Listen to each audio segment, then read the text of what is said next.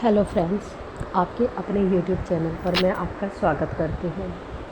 आज की इस वीडियो में मैं कुछ लोगों को उनके जवाब देने वाली हूँ। हो सकता है मैं कहीं पर गलत हो जाऊँ, लेकिन जहाँ पर आपको लगता है कि हाँ मैं कुछ गलत हूँ तो आप मुझे कमेंट करके बता सकते हैं। ये जवाब उन लोगों ने सीधे तौर पर मुझसे नहीं पूछे, लेकिन मुझे ऐसा लगा कि मुझे इनके आंसर बताने चाहिए। दरअसल जब मैं YouTube का चैनल देख रही थी तब मैंने एक वीडियो देखी जहाँ पर एक सोल ने पूछा था कि मुझे मेरे माता पिता और भाई पर बहुत गुस्सा आता है, मैं क्या करूँ। देखिए, सबसे पहले तो आप ये जान लीजिए कि गुस्सा करना हर व्यक्ति की नेचर है।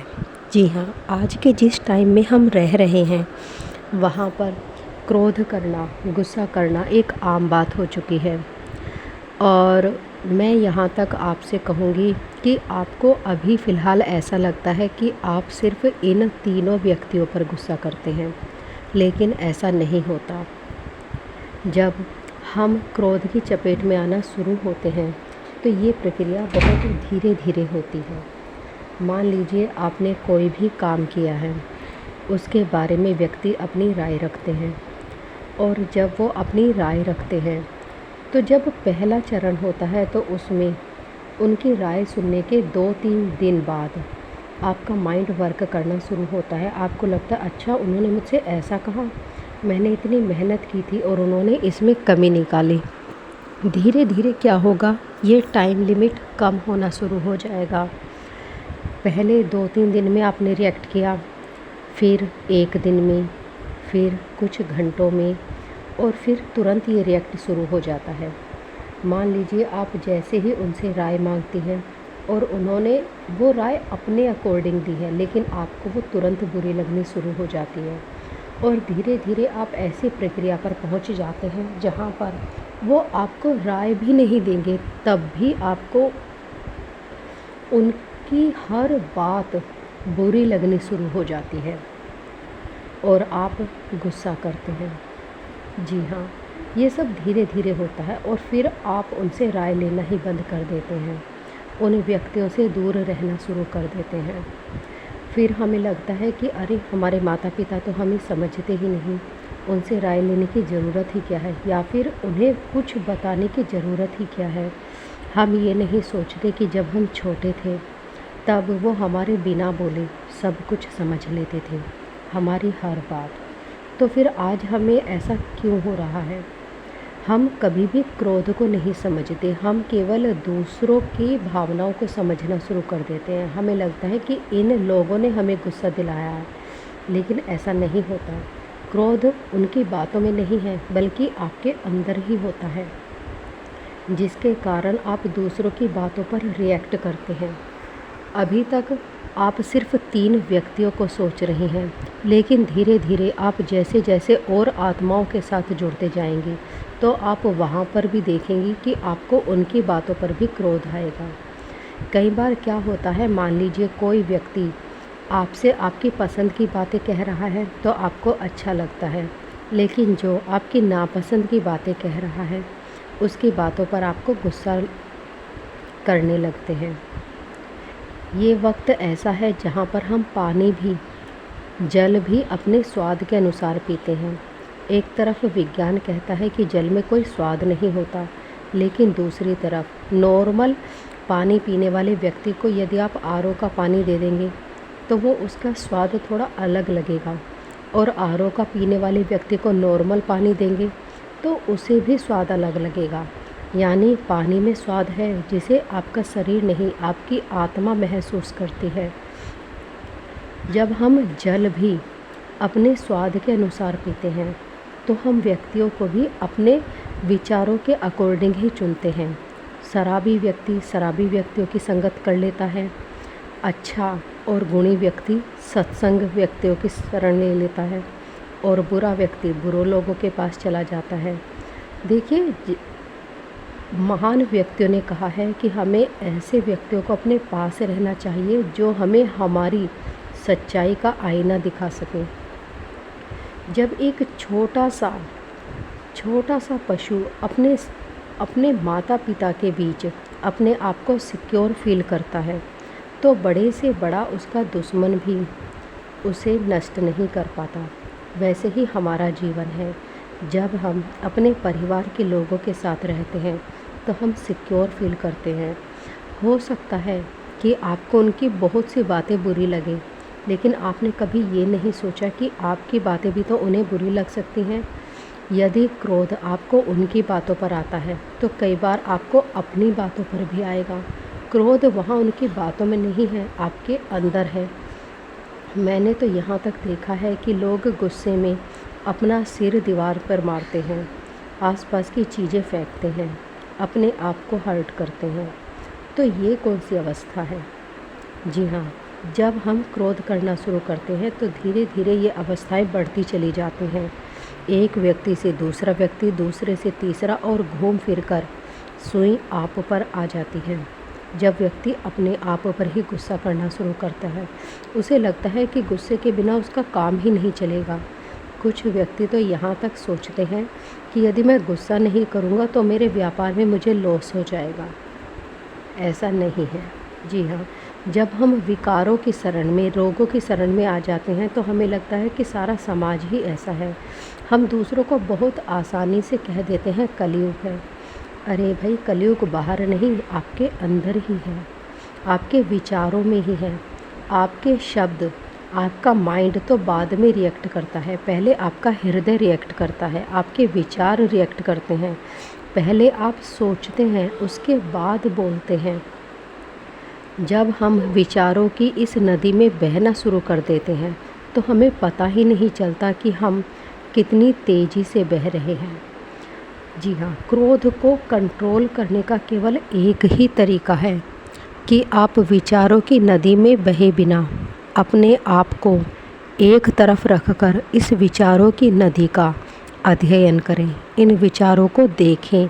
जब आप इन विचारों को देखना शुरू कर देंगे तब आप इन विचारों से प्रभावित नहीं होंगे, बल्कि आप अपने शब्दों को भी अपने अकॉर्डिंग ही बात करेंगे। दूसरे की बातें आप पर कोई असर नहीं करेंगी, ना गुस्सा ना प्रेम। ये सब आपके अपने अंदर है। आप दूसरे के रिमोट कंट्रोल नहीं है कि वो जैसा चाहेगा आपको चलाएगा। नहीं, आपको दूसरों की बातों से प्रभावित नहीं होना है, बल्कि आपको अपनी बातों से दूसरों को प्रभावित करना है। फूल कभी भी दूसरों की खुशबू से अपनी खुशबू नहीं लाता, बल्कि उसकी अपनी नेचर है। हम हर व्यक्ति से जब कोई अपेक्षा करने लगते हैं और वो व्यक्ति जब उन अपेक्षाओं को पूरा नहीं करता तो हमें गुस्सा आना शुरू हो जाता है। लेकिन सोचने वाली बात यह है कि हम उससे अपेक्षाएं करते ही क्यों हैं? हमें अपने आप पर विश्वास क्यों नहीं? क्यों हम सोचते हैं कि दूसरा व्यक्ति हमारा कार्य करे? ठीक है, मैं यहाँ पर बिज़नेस की बातें नहीं कर रही हूँ, लेकिन जो नेचर एक छोटे से कार्य करने वाले व्यक्ति का है, वही नेचर एक बड़ा कार्य करने वाले व्यक्ति का है। हम सोचते हैं कि हमारे जीवन का उद्देश्य है कि हम हर पल उन्नति करें। हम जिस स्थिति में वर्तमान में हैं वहाँ से ऊपर उठे अपनी मेहनत से। हम यहाँ तक सोचते हैं कि ये स्तर केवल भौतिक है। छोटा घर है तो हमारा उद्देश्य है बड़ा घर बनाना। छोटा सा परिवार है, छोटी सी ज़रूरतें हैं तो हम बड़ी ज़रूरतें पूरी करें। लेकिन हम सोचते हैं कि केवल मानव ही इतना बुद्धिमान प्राणी है जो ऐसा सोच रहा है। जी नहीं, इस प्रकृति का हर जीव यही सोच रहा है। चाहे तो आप कोरोना को ही देख लीजिए। कोरोना का वायरस भी हर पल अपने आप को बदल रहा है, वैसे ही आप अपने आप को बदल रहे हैं। आप अनुकूलन कर रहे हैं, वो भी अनुकूलन कर रहा है। बदलाव तो हर जगह हो रहा है, लेकिन आप इस सूक्ष्मता को देख ही नहीं पाते। आपको लगता है बस आप ही एक बुद्धिमान प्राणी हैं, बाकी दुनिया का हर प्राणी बेवकूफ़ है। जी नहीं, जो आपका मन कर रहा है वही बाकी का मन कर रहा है। यदि उनके शब्द आपको बुरे लग रहे हैं तो आपके शब्द उन्हें बुरे लग रहे हैं। यदि उनका व्यवहार आपको बुरा लग रहा है तो आपका व्यवहार उनको बुरा लग रहा है। जिन माता पिता ने हमें जन्म दिया जिस भाई ने हमें सिक्योरिटी देनी चाहिए, हम उन्हीं से दूर हो जाते हैं। और इतने दूर हो जाते हैं कि यदि एक दिन आप कुछ मिनटों के लिए किडनैप भी हो जाएं, कुछ मिनट क्या, मैं कहूँगी कुछ घंटे, तो भी उन्हें पता नहीं चलेगा। कोई आपकी सुरक्षा करने नहीं आएगा, कोई पूछने नहीं आएगा कि आप कहाँ हैं। इसलिए अपने परिवार के लोगों पर गुस्सा नहीं, बल्कि उन्हें प्यार दीजिए। प्रकृति जैसा आप देते हैं, आपको वैसा ही लौटाती है। यदि आप उन्हें गुस्सा देंगे तो वो 10 गुना होकर आपके पास ही आएगा। यदि आप उन्हें प्यार देंगी तो 10 गुना होकर आपके पास आएगा। अब आप सोच रहे होंगे कि ऐसा हर रिश्ते में तो नहीं होता। देखिए, जब आप मेडिटेशन नहीं करते तो आपका नज़रिया हमेशा बाहर के लोगों पर रहता है। आपको दूसरे लोगों में बुराई दिखाई देती है, वो कितना स्वार्थी है, वो कितना झूठा है, लेकिन कभी भी ये दिखाई नहीं देता कि आप कैसे हैं। अगर जिस तरह से आप उनके व्यवहार के अकॉर्डिंग व्यवहार कर रहे हैं, वैसे ही वो भी तो आपके व्यवहार के अकॉर्डिंग ही व्यवहार कर रहा है।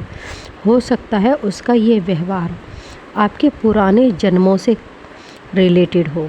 जी हाँ, कई बार आध्यात्मिक में आपने एक शब्द सुना होगा, प्रारब्ध। प्रारब्ध एक अकाउंट की तरह है, जहाँ पर आपके अच्छे और बुरे सारे कर्माज हैं और आपको इन सभी के तरह ही रिस्पॉन्स करना पड़ता है। ऐसे ही कई बार क्या होता है कि आपको कोई भी सोल मिलती है तो वो आपके साथ अच्छा व्यवहार करती है, और कई बार कोई सोल मिलती है तो आपके साथ बुरा व्यवहार करती है। ऐसा सिर्फ आपके कर्मों की वजह से ही होता है। जब आप मेडिटेशन करते हैं तो आप इन सब छोटे छोटे शब्दों के बड़े अर्थ को समझना शुरू करेंगे और आप अपने जीवन में, अपने व्यवहार में एक अंतर पाएंगे। अब मैं कहूँगी कि यहाँ पर भी आपका लक ही काम करता है, क्योंकि हज़ार नहीं लाखों गुरु हैं, और उन लाखों गुरु में से केवल 100 गुरु ही ऐसे हैं जो आपको सही ज्ञान दे सकते हैं। यदि आप मेडिटेशन का भी अर्थ ढूंढने चलेंगे ना, तो लाखों अर्थ मिल जाएंगे। यहाँ पर आपका ये प्रारब्ध ही है जो आपको सही गुरु से मिला सकता है। जी हाँ, जब आप सही गुरु से मिलेंगे तो आप वास्तव में मेडिटेशन की उस चरम अवस्था पर पहुँचेंगे जहाँ पर आप क्रोध करेंगे नहीं, बल्कि आपको दूसरों को क्रोध करते हुए देखकर भी हंसी आएगी और आप सोचेंगे कि एक वक्त आप भी तो ऐसे ही थे। यदि आपको मेरी बातें अच्छी लगी हो या लगी हो कि हाँ, वास्तव में कुछ इन्फॉर्मेशन है जो हमारे जीवन में बदलाव ला सकती है, तो आप मुझसे कनेक्ट हो सकते हैं। आप अपने कमेंट्स दे सकते हैं। मैं कोशिश करूँगी कि आपके कमेंट्स के अकॉर्डिंग ही रिप्लाई करूँ। मैं यहाँ पर आपको केवल इतना ही कहना चाहूँगी कि मुझे परमपिता परमात्मा की मैसेजिंग होती है और मैं अपने हर सवाल के जवाब केवल उन्हीं से पूछती हूँ, और जब वो जवाब देते हैं तो उसी जवाब को यहाँ पर इस चैनल पर डालती हूँ। यदि आप भी परमपिता परमात्मा से डायरेक्ट कनेक्ट होना चाहते हैं तो आप इस चैनल को सब्सक्राइब कीजिए और छोटे छोटे शब्दों के उन गूढ़ अर्थों को समझिए जो स्वयं परमपिता परमात्मा ने दिया है। यहाँ पर आप अपना ज्ञान छिपाइए नहीं, बल्कि खुले दिल से बांटिए। सोचिए प्राचीन काल के उन महान ऋषियों के बारे में। यदि वो अपने ज्ञान को नहीं लिखते तो आज हम उसे पढ़ नहीं सकते थे और ना ही अपनी उन्नति कर पाते। इसलिए आप भी, यदि आपको लगता है कि आपका एक छोटा सा कार्य भी ज्ञान से परिपूर्ण है, तो उसे दूसरों के साथ शेयर ज़रूर करिए। Thank you.